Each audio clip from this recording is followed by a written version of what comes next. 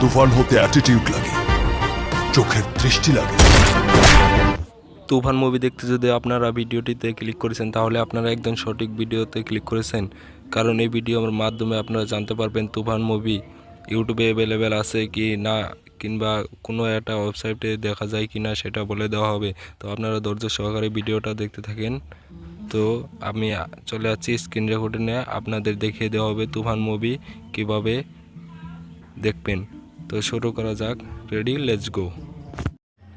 যারা তুফান মুভি দেখার জন্য ইউটিউবে সার্চ করে যাচ্ছেন তাদের উদ্দেশ্যে একটা কথা বলতে চাই, এই তুফান মুভি কোনো ইউটিউবে অ্যাভেলেবেল নেই, আরও কোনো ওয়েবসাইটে অ্যাভেলেবেল নেই।